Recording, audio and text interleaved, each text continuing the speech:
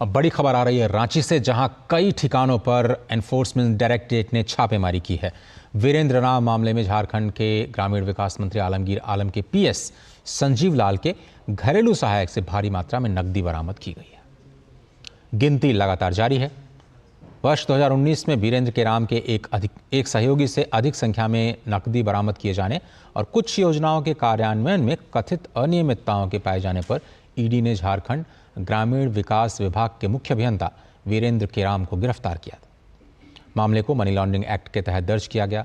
Virendra carrom को फरवरी 2023 में रांची, जमशेदपुर, झारखंड, बिहार और दिल्ली में हुई गहन छानबीन के बाद गिरफ्तार किया जा सका था। फिलहाल वो जेल में है। ईडी ने पिछले साल फरवरी में उनके 24 ठिकानों पर छापेमारी शुरू की थी, जो 22 फरवरी को समाप्त हुई थी। आपको ये भी याद होगा कि इससे पहले पिछले साल ही ईडी ने कांग्रेस के राज्यसभा सांसद धीरज साहू के घर छापा मारा था। कई दिनों के कार्रवाई के बाद यहां पर अरबों की संपत्ति मिली थी।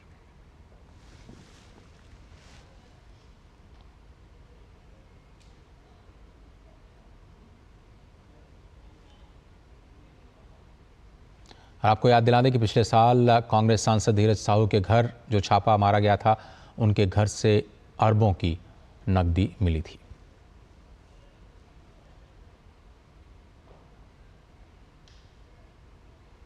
और मनी लॉन्ड्रिंग एक्ट के तहत लगातार मामला दर्ज किया जा रहा है। धन शोधन विधेयक का मामला,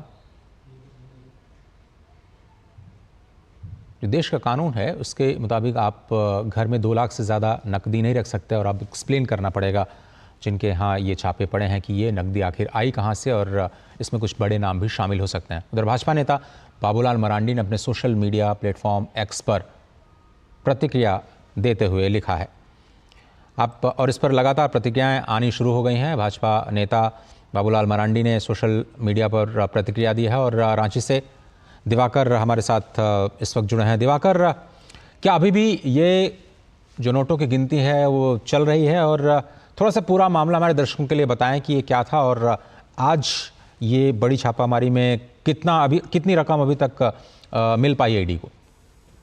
देखिए, इसके थोड़े बैकग्राउंड में जाइए। ईडी की लगातार झारखंड में जो है वो दबिश पिछले 2-3 सालों से चल रही है। पिछली बार जब चीफ इंजीनियर की गिरफ्तारी हुई थी तो उनके घर से करीब जो है वो भी 1.5 करोड़ रुपए बरामद हुए थे और कई किलो सोना भी बरामद हुआ था। वो उसके बाद जेल गए थे और वो ग्रामीण विकास विभाग के चीफ इंजीनियर थे। और आज जो छापेमारी हुई है वो ग्रामीण विकास विभाग के जो मंत्री हैं आलमगीर आलम, उनके पीएस के नौकर के घर से 30 करोड़ रुपया मिलता है। तो कहीं ना कहीं वो कनेक्शन जो काला धन का है वो कनेक्शन इससे जुड़ता हुआ दिख रहा है। साथ ही साथ कई और भी इंजीनियर हैं जिनके ठिकानों पर आज छापेमारी चल रही है। तो लगातार ईडी की ओर से आज 6 से ज्यादा ठिकानों पर छापेमारी चल रही है। जमशेदपुर में छापेमारी है, रांची के धुरवा में ये छापेमारी चल रही है। और जो कहा जा रहा है कि अब तक ईडी सोर्सेज से जो जानकारी मिली है और मीडिया में जो खबरें आ रही है उसके मुताबिक मशीन मंगाया गया है 2 जगहों पर और उसके बाद नकदी की जो है वो गिनती की जा रही है। लेकिन फिलहाल जो जानकारी मिल रही है कि करीब 30 करोड़ से जो वो आंकड़ा है वो आगे बढ़ सकता है और 30 करोड़ तक की गिनती हो चुकी है। तो आप समझ सकते हैं कि ये कितनी बड़ी रकम है और किस तरीके से झारखंड में जो है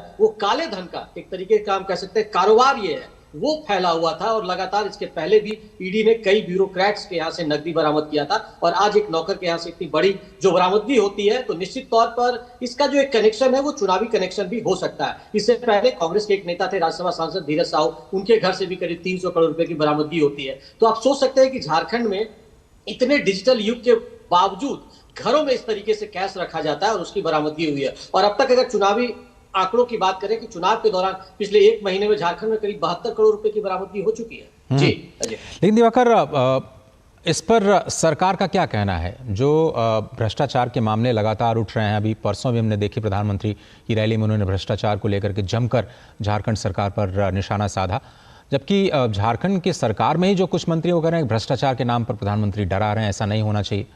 तो ये समझ में नहीं आ रहा क्या भ्रष्टाचार को एकदम बिल्कुल एक नॉर्म मान लिया गया है? जिस तरह से बड़े बयान आते हैं कि भ्रष्टाचार को लेकर के डराया न जाए और ये लोकतंत्र के खिलाफ न बात की जाए।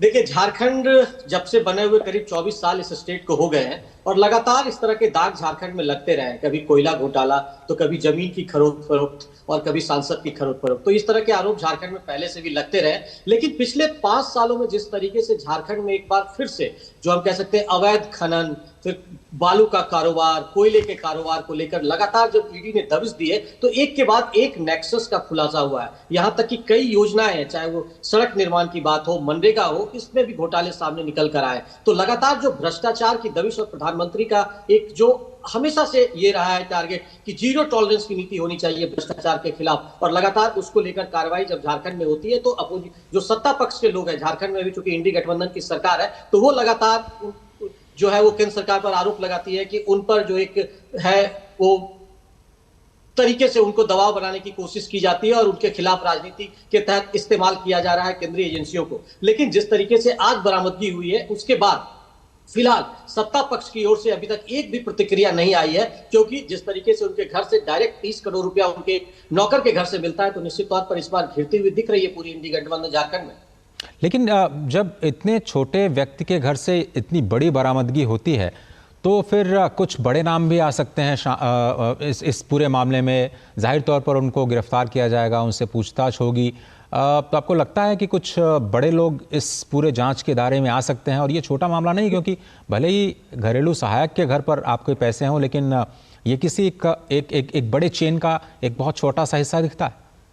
निश्चित तौर पर अगर पिछले कुछ आप रिकॉर्ड्स की बात करें जाए तो देखिए किस तरीके से झारखंड में, अगर आप जमीन घोटाले की ही बात करें जिसमें अभी पूर्व मुख्यमंत्री हेमंत सोरेन यहाँ जेल में है, तो वो किस तरीके से नेक्सस पूरा एक जुड़ा हुआ था कि पहले एक जो सीआई था उनके घर से पैसे की बरामदगी होती है, फिर पुलिस वाला जो एक है थानेदार उसके घर से बरामदगी होती है, तो लगातार जब ईडी की छापेमारी होती है बिल्डर के घर से होती है, तो उसके बाद वो पेपर का जो सिलसिला है वो जब आगे बढ़ता जाता है तो वो कहीं ना कहीं वो नेक्सस सीएम हाउस तक पहुंच जाता है, तो उसके बाद वो गिरफ्तारी होती है। तो आज चूंकि अब आलमगीर आलम जो ग्रामीण विकास मंत्री हैं झारखंड में, उनके पीएस के नौकर के घर से ये बरामदगी होती है, तो कहीं ना कहीं ये कनेक्शन जरूर, ये जो हम कह सकते हैं कि उच्च जो राजनेता है वहां तक पहुंचता हुआ नजर आएगा। हालांकि धीरज साहू का जब मामला यहाँ पर निकल कर आया था, उनके घर से जब इतनी बड़ी मात्रा में नकदी बरामदगी हुई थी तो लगातार आलमगीर आलम जैसे नेता जो थे वो लगातार उनका बचाव कर रहे थे कि नहीं, उनका कारोबार बहुत लंबा चौड़ा है और जिस तरीके का उनका कारोबार है वैसे भी उन्हें नकदी रखने की आवश्यकता पड़ती है, तो इस तरह से उसे जस्टिफाई किया जा रहा था। लेकिन फिलहाल आज जो बरामदगी हुई है उसे लगता है कि